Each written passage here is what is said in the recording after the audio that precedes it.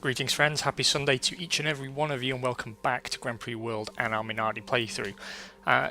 Last time out we wrapped up the 1998 season, ready to get underway for 1999. We lost out on a works contract at the very last moment, which was a bit of a kick in the balls. Last night I watched back the first season and I did notice that in my quest to sort of be maybe a little bit more aggressive than I would normally be to show certain things, I made some minor errors. This is recoverable. That's the first thing to say. And the main thing was that we did make it through the first season.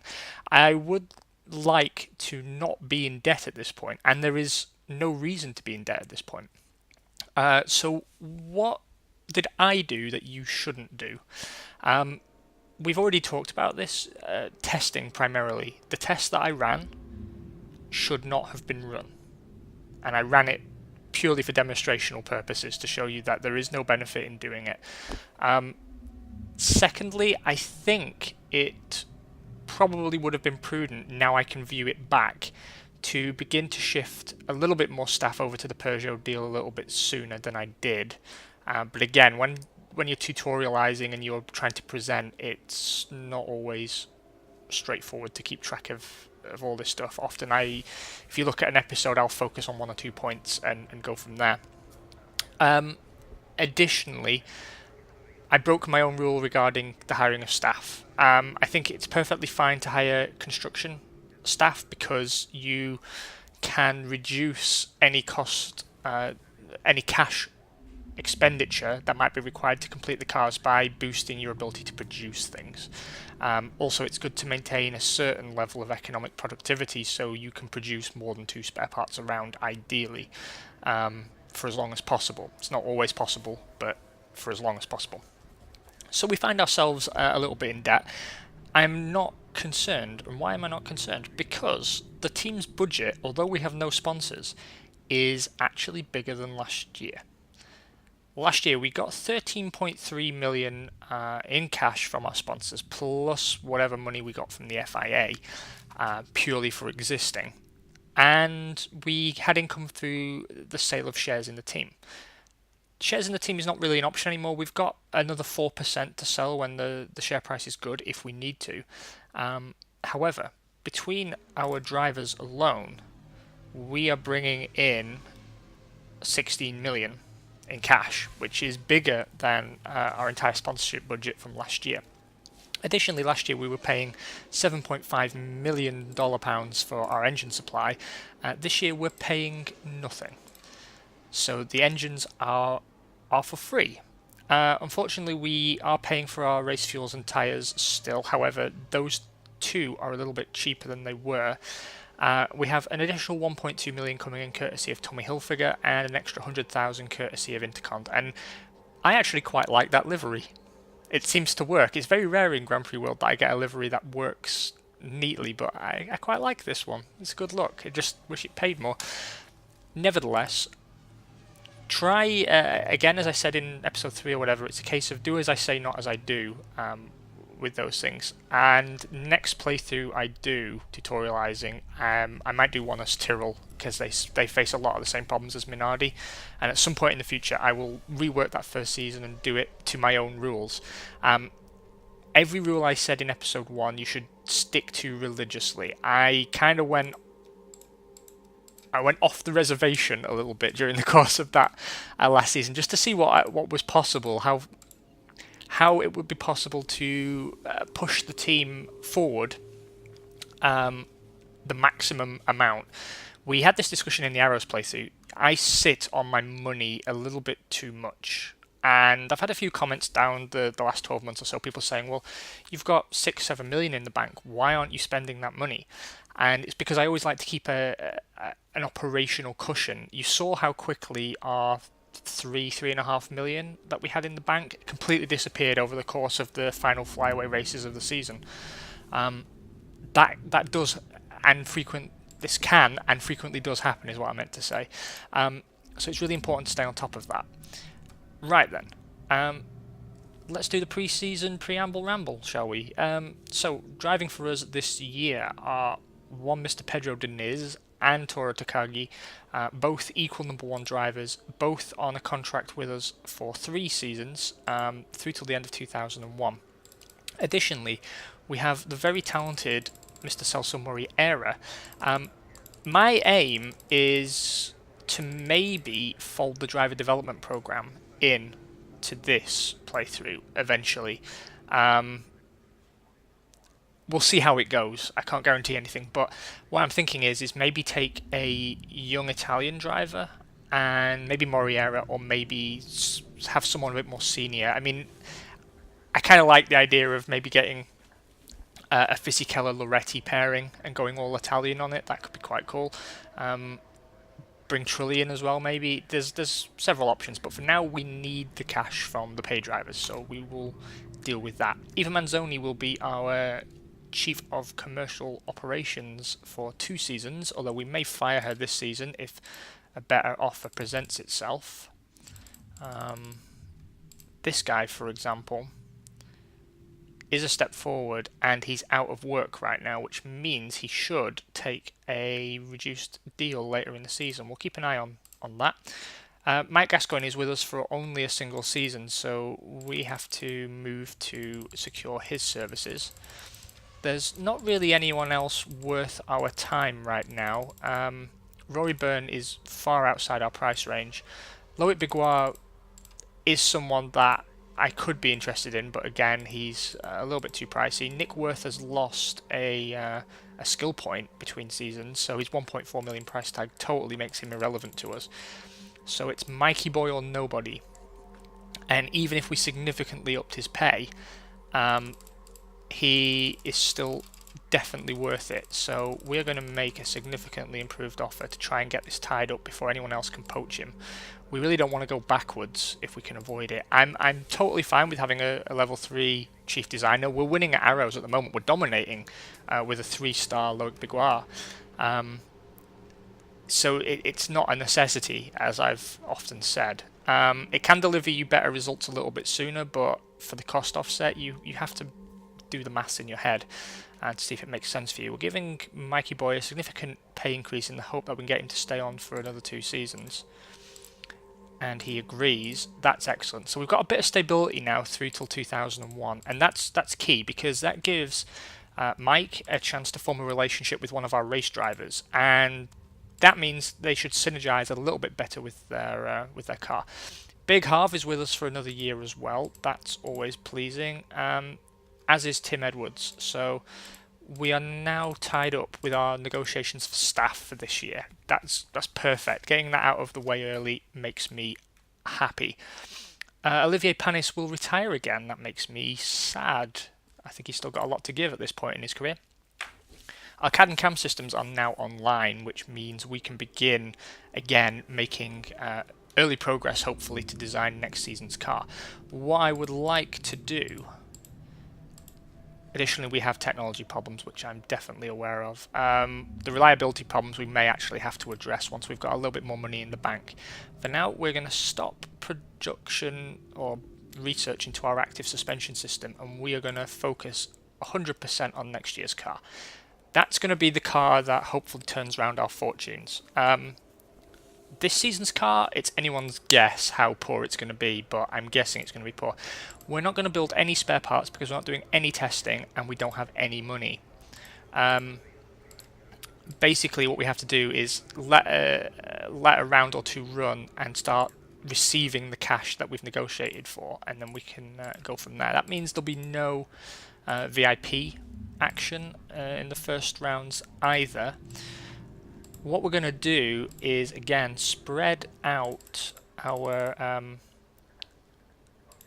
options here. So we're going to put 5% on Agip. I'm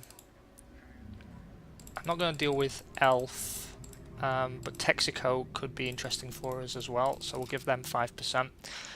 And I guess Mobile is probably worth a look, but I don't think we get it. Total have sold out completely. Repsol are generally poor. Let's take a look at the race fuel for this season, what specification they've got. I still think Agip was a good choice for us. It's very, very nicely balanced. In fact, actually, it's better than Mobile. It just doesn't offer a work supply. Yeah, I think Agip is who we want to be dealing with, actually. Agip or arguably Repsol, but not really. Not really. I think we want Agip, but we'll see what is offered by Texaco. It might be that we get a better deal or an easier deal. With tyres, we will again speak to both parties in the hope that we can obtain a deal that makes sense for us. On the engine front, oh wow, the Mechachrome supply has sold out. Mechachrome was someone that I was actually interested in having as a backup plan, but nevertheless, we will talk to Peugeot, Mugen Honda and Ford again. I think that's the people that make sense for us. We could also talk to Ferrari, you never know your luck. In terms of fuels, I guess we can up everybody to 10% to make sure we definitely get terms over the course of the episode. And then the remainder, we will put on trying to get ourselves a team sponsor. Oh, we can't. There's no way Blondes are going to speak to us. That's my assumption, and Red Bull are tied up to 2001. That is really a big problem for us, actually. That doesn't normally happen. Why is it such a big problem? Because Red Bull are the sponsor that will sign with a smaller team earliest, for obvious reasons, and even the second earliest, Buzzing Hornets, are tied up to 2002. It's a team sponsor that really enables you to take the team to the next level. I mean, those deals are worth upwards of 20 million, and that's massive. We're going to chase early on a big deal, I think, just as a backup. Let's try for Korean Air. It's a 4-star. I think 5 stars are a little bit ambitious right now, and we've still got a lot of problems to work through. Right then. So, we have nothing else to do at this point. What we have to do is basically focus on next year's car, focus on building up a little bit of a cash reserve. So, we should be profitable at the conclusion of this Grand Prix. We will then spend that money on spare parts to keep the cars running, and that's it. This season, at least the first half, is going to be very, very similar to what we saw last season. Because I have to save enough money to build the cars at the end of the season. That has to be something that happens. So, again, maybe this is actually an option to a better chance to show you how I should have played the first season, how I would have played the first season. So, again, it might be a bit boring for you guys, but seasons 1 and 2 are always a complete write-off with Minardi. What you might find is early this season we might punch above our weight a little bit, simply because we did a very good job of filling that first all-important design bar on this year's car. That has the biggest overall effect on, out of all these stages, that is. That has the biggest effect on how your car performs next season, which is why we also made the investment on the CAD system. You see now that we've got the full 5 times multiplication effect. It's not really a multiplier, we've talked about this, but that's how I visualize it, but it isn't really like that. The point is, though, that we are now getting, hopefully, the best possible performance out of our team during this stage of the design process, and hopefully our car conforms to 2000 regulations and we can make use of the head start we've taken. Right then, let's do the pre-season preamble ramble and see who is running what this season. So, in terms of team sponsors, East continue to back McLaren, concluding that contract in this season. Murano sponsor Williams, Winfried sponsor Jordan, that's a big cash boost for them. Playlife continue to back Benetton. Prost have lost the backing of Blondes. Buzzing Hornets sponsor Ferrari through to 2002, and Red Bull are backing Stewart. Big win for Stewart there. That's a 3-season deal. That's pretty hardcore. On the engine front, McLaren are running Works Mercedes power this season, as are Ferrari. Sauber are a partner. No teams have opted for Ferrari, and that's why we're talking to them now. Because no team is working with them currently, they're going to be far more amicable towards us, and a Works deal with them, while much harder to sign, it's worth at least considering our options and seeing if we think we can make it work. Peugeot have two partners, ourselves and Tyrrell, so our closest rivals are running the same power unit on the same terms. That's going to be interesting. Jordan continue with Mugen Honda. Ford have a works deal with Williams, a partnership with Arrows, and a partnership with Prost. Benetton and Stewart are both running customer Mechachrome power, and Hart as ever are unloved. Boo. On the tyre front, Prost and Arrows are partners of Bridgestone. We are a customer of Bridgestone, and Benetton have a works deal. Works supplies of Goodyear's going to Ferrari and Williams. Jordan are a partner. McLaren are a partner. Sauber are a customer, as are Stewart and Tyrrell. And on the race fuels, both Shell Works contracts have been taken up. One by Prost, one by Ferrari. Big win for Prost there. Tyrrell are a partner of Mobil. Texaco, actually, that's interesting. No one's taken the Mobil Works deal. Maybe we should talk to them.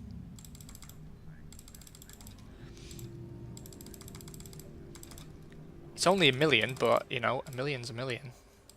We'll split this 5%. Because we still want to get an offer from Texaco if we can. Texaco are partnered to Jordan and Stewart. Sauber and Arrows are on an extended partnership deal with Total. Agip is a partner of Benetton, who pipped us to that deal, and Agip provide a customer supply to us. Meanwhile, Elf are a partner of McLaren, and Williams have a customer supply. Going back to the engines, let's take a look at who's produced what this season. Have to say the top three, or the first three at least, are very evenly matched. I think actually the Peugeot is a very nicely balanced unit. So, in fact, is the is the Mercedes. The Ferrari's a little bit thirsty, but yeah, nothing leaps out at me there. All of those are pretty solid options. The Ferrari's obviously got the reliability advantage. The power advantage goes to Mercedes, but only just. The Peugeot and Ferrari are equally matched on power output. The Mugen Honda again is a good middle-of-the-road option, but I don't think it's competing with any of the first three. Likewise, Ford is a very specialised unit, again, down on power this season. Not really got the same reliability problems it has in our Arrows playthrough, which shows how they've developed in this particular playthrough. The Mechachrome unit, again, is nice and solid. The only problem is rigidity. It's a unit that, if you need to get a customer supply, it's the best customer supply unit, because you'll always get a very fast deal and the price is reasonable. And the engine you get at the end is consistently solid. The only downside is the rigidity. If your car is not well built or well designed, the vibration from this unit can cause a lot of real wing failure. And the Heart is sort of the emergency, I've really messed up option that you take at the last minute. That takes no time really to negotiate. It's basically a outdated Ford unit, or actually no, it'd be a Yamaha unit in this playthrough, because Hart acquired Yamaha's engine program, which is why they were also integrated into Arrows. So that's how the engine's looking. I can't really read too much into it at this point, except it's very interesting that I think the Mercedes and Peugeot powered teams are on a fairly even footing, and Ford actually, although their engine is strong in a number of areas, I think that power deficit is going to hurt teams like Williams. On the tyre front, again, early in the game, the tyre manufacturers are fairly evenly matched. It's only later that things begin to develop. It seems that the Goodyears are happier getting up to temperature in dry conditions. Reverse that and you get the advantage for Bridgestone in wet conditions. Other than that, very evenly matched again. And the race fuels we've already touched on, but I think Agip is actually the best the best starting option for us, because it offers higher than average power with average engine tolerance, which means we're not going to run the risk of failure on a unacceptably high level. So the designers are designing, the sponsors are sponsoring, and everything is going reasonably to plan. We're going to put Pedro Diniz on the soft compound tyre, run Toru Takagi on the hard. There are no setup points to speak of, and we are going to run these guys a little bit more aggressively because this is our best chance of the season to pick up points. It's still very unlikely, but you never do know how your form is going to be. You don't know. We know our own car is crap, but so could everyone else's car be. So we're going to keep everyone standard, actually, and hope for a dry race. No setup points because we can't afford to do testing yet. And we're running the usual split strategy on the tyres. 100% of our mechanics will be focusing on pit stops to make sure they're as fast as possible. And we will be taking a look at Stewart and Prost eventually, because they are the next guys up ahead of us, at least based on the last year's form. Let's hit the track. So running down who's driving where, Williams Ford running with Michael Schumacher, Johnny Herbert pairing. That's very, very potent, I think, particularly because Herbert is a very, very experienced number 2 driver. Sauber Mercedes leads with Eddie Irvine partnering Mika Hakkinen. Ferrari Mercedes, team David Coulthard and Damon Hill in an all-British pairing. That's very interesting. Benetton Mechachrome have Johnny Newhouse and Heinz Harold Frentzen. McLaren Ford, team John Lacey and Shinji Nakano. That could be an interesting pairing as well. Arrows Ford with Esteban Tuero and Luca Badoa. Stuart Mechachrome partner Rubens Barrichello and Andrea Montemini. It's good that they've managed to retain Rubens, actually, alongside that team sponsorship deal. That could be very, very, very potent indeed. Minardi Peugeot running Pedro Diniz and Toru Takagi. Prost Ford with Giancarlo Fisichella leading the team, partnered with Laurent Redon. Over at Jordan, who I think are running Ford as well. Yes, they are. Oh no, they're running Mugen Honda. Idiot. Jordan Mugen Honda partner Olivier Panis and Alexander Wurz. That's a very, very strong driver pairing. Very strong. You've got a very experienced lead driver partnered with one of the more promising pre-developed young drivers in the game. And Tyrrell Peugeot lead off with Ralf Schumacher partnering with Ricardo Rossi. That makes me sad.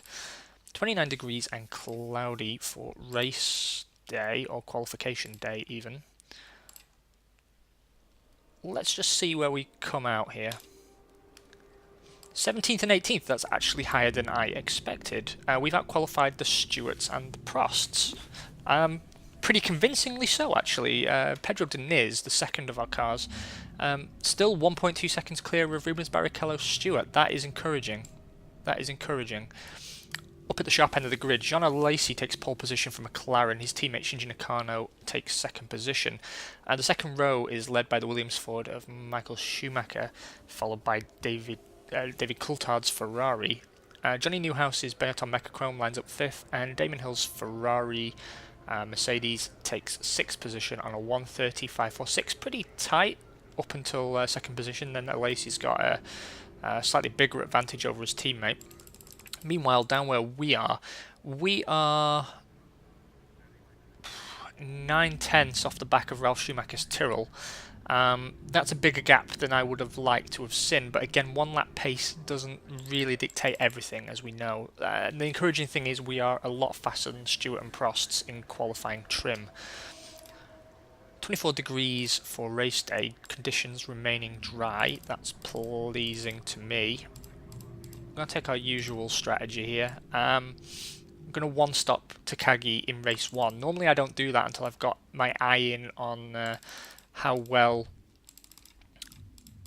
the car behaves, how reliable it is, and how the driver synergizes with it. But I think being bold at this stage could be good. If we were to pick up a cheeky point through attrition or anything else, and again, I don't really think it's possible, but you should always try if it's not going to hinder you too much. If we picked up a cheeky point, that success card could really help us tie up a good deal for next season. So let's do it. Boo. Both cars failed to finish their brake failure, taking out Tora Takagi's car. Pedro Diniz was first out due to an accident. That's going to be painful. Shinji Nakano takes the first win of the season for McLaren Ford on a 132.20307. Michael Schumacher's Williams taking second. David Coulthard's Ferrari takes the final podium position. Heinz-Harald Frentzen, Jean Alesi and Johnny Newhouse round out the points-paying positions. Big shout-out as well to Olivier Panis putting his Jordan 8th, and Ricardo Rosset finishing ahead of Ralf Schumacher. That's pretty impressive for him. So we don't really know what our race pace is like, unfortunately. However, in the Drivers' Championship, Shinji Nakano currently leads. McLaren sit top of the pile on 12 points. We have made a profit. That's important. We needed to make that profit. We also need to save the money, but we made the profit. Let's take a look then at what options we've got. Blondes haven't shot us down just yet, so that's good. We have only a partner deal for 2 seasons available from Peugeot. Meanwhile, Ford... Oh, this is bad. We're not actually getting answers here. That's really bad. Because we need as much time as possible to complete a deal. I'm going to put extra guys on both of those deals. Tyres, we've got a potential 2-season partnership deal with Bridgestone. No answer yet from Goodyear, so we will crank that up a little bit. On the race fuels, no answer from Texaco, no answer from Mobil. And a 2-season partnership deal with Agip could be quite good, actually. So we will work on that. I'm going to keep those guys talking to Blondes just in case. In fact, I'm going to give them a little boost for the next round. I don't like that that's happened, but it has. Alright, let's save the game and we'll go from there. So, in the news, Shinji Nakano was very happy to have won his first race, and obviously Jean Alesi got a pole position. We had a nightmare with both cars failing to finish. Benetton and McLaren both got a pair of cars into the top 6. Shinji Nakano got the fastest lap. Esteban Tuero has already signed for Jordan, having purchased a seat there. Ricardo Rosset will also switch over to Stewart as a paid driver. Nigel Stepney will be joining McLaren potentially, and yeah, we're still not testing. That's going to upset our drivers, but there's nothing we can really do about that right now. Over in Staffland, there are no designers available nor commercial staff. That's a problem because we really need to start strengthening those departments as money comes in. Our share price is a little bit higher, but still not high enough for me to feel comfortable selling that final 4%, which means we have to continue to be very careful in the decisions we make. How damaged are our cars? It's bad. It's bad. We can build 2 spare parts, so that's what we will do. And we will focus on getting car 1 into the best possible condition, and then we will switch to car 3.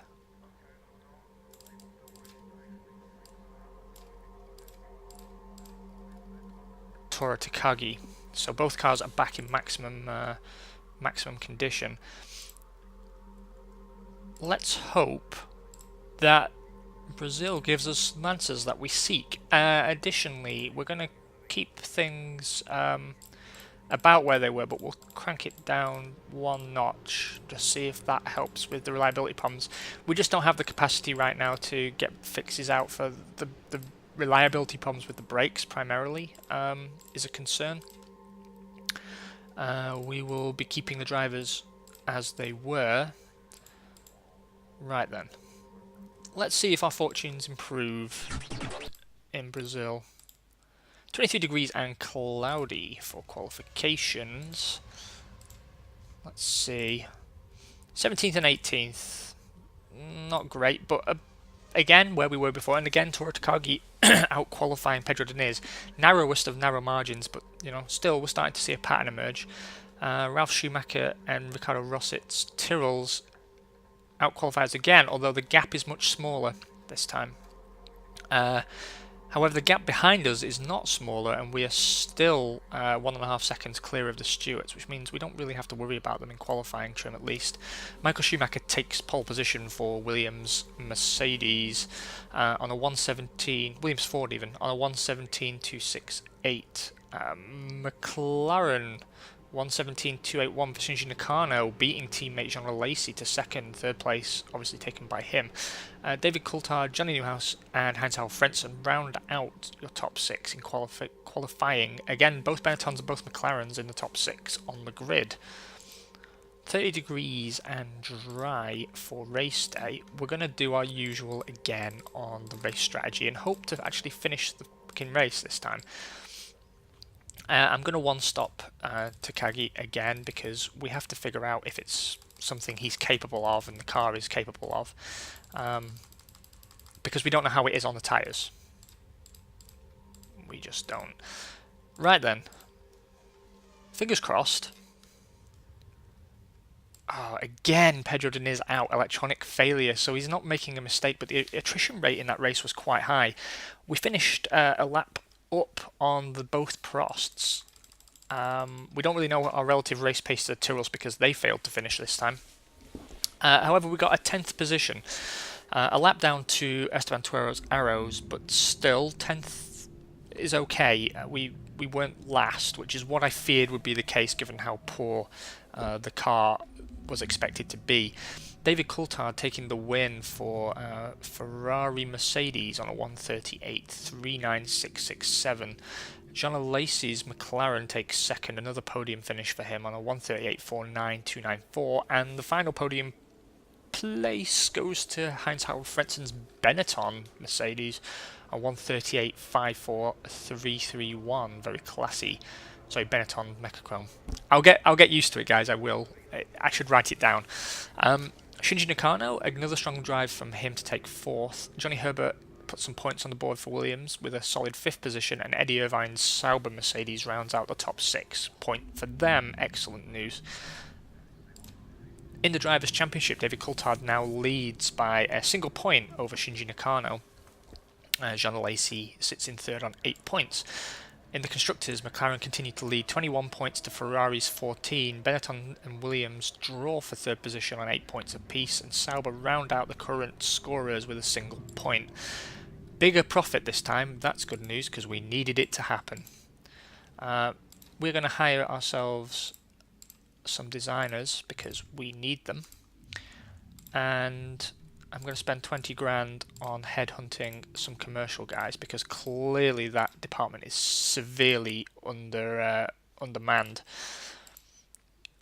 Again, 80,000 for the shares. I'm going to hold out another round. I do need to sell at some point. I really do. Let's see if we've got any sponsorship deals on the table. So Blondes will not talk to us. That's not really a surprise.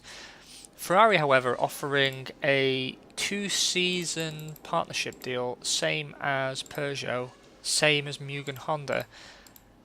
Ford, however, are prepared to offer us a works deal, so we know who we're making friends with. I'm tempted, in part, to go for Mugen Honda, simply because it's an easy